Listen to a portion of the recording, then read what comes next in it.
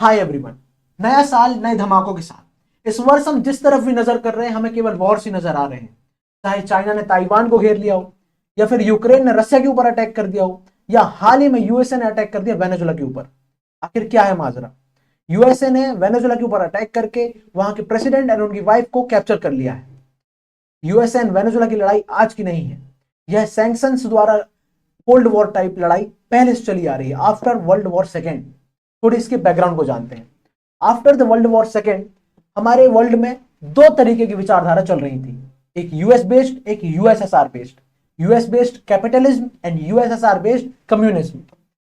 USA यह try कर रहा था उस वक्त कि ज्यादा से ज्यादा देश कैपिटलिज्म के थीम को अपनाए, and same as it is USSR चाह रहा था कि ज्यादा से ज्यादा देश कम्युनिज्म के थीम को अपनाए। दोनों इसी होड़ में लगे थे कि कौन ज्यादा सुपर पावर है, क्योंकि उस वक्त 1991 के पहले हमारे देश वर्ल्ड में केवल दो सुपर पावर थे, यूएसएसआर एंड यूएसए। वेनेजुला चूंकि कम्युनिज्म विचारधारा को फॉलो करता आ रहा था, इसी कारण यूएसए के साथ उसकी कभी बनी नहीं।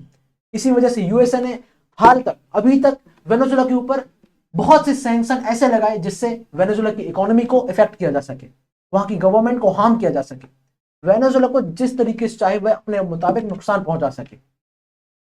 अब चूंकि ऑयल रिजर्वियर्स यूएसए के अकॉर्डिंग ना होने के कारण, या ऑयल ट्रेड यूएसए के अकॉर्डिंग ना होने के कारण, क्योंकि वर्ल्ड में ऑयल के और भी अल्टरनेट चल रहे थे, क्योंकि रशिया सस्ते दामों पे ऑयल बेच रहा था, ईरान बेच रहा था, इन दोनों से यूएसए की बनती नहीं थी।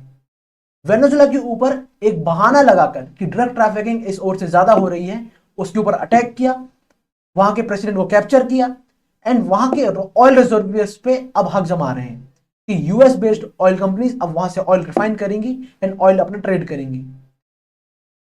क्या सुपर पावर होने के यह फायदे हैं? इसी प्रकार इस पे इंडिया का क्या ओपिनियन है? इंडिया ने हाल फिलहाल पे इस पे कोई अपना जजमेंट नहीं दिया या फिर अपना कोई पॉइंट ऑफ व्यू नहीं दिया, पर इंडिया के लिए यह सीखने की बात है कि इंडिया को अपने आर्म एंड एम्यूनिशन पर, टेक्नोलॉजीज पर, अपने आर्म फोर्सेस पर और काम करने की जरूरत है, खुद को और स्ट्रांग बनाने की जरूरत है, क्योंकि इंडिया को भी चाइना से लगातार खतरा बना ही रहता है, चाहे बॉर्डर इश्यूज को लेके, हमारे ट्रेड्स को लेके, हमारे बाउंड्रीज स्टेट्स को लेके। तो इंडिया को अपना फ्यूचर सिक्योर करना होगा।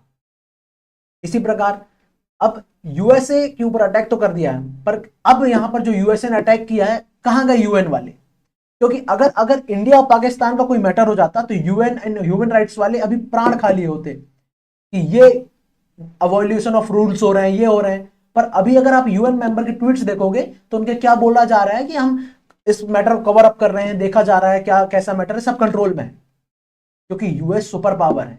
जब आपके पास पावर कंट्रोल होती है तो कोई आपके सामने बोलता नहीं है। एंड यूएन जनरल असेंबलीज ये वगैरह सब यूएस बेस्ड कंपनियां हैं, यूएस बेस्ड इंस्टीट्यूशंस हैं जो यूएस के बोलने पे काम करते हैं।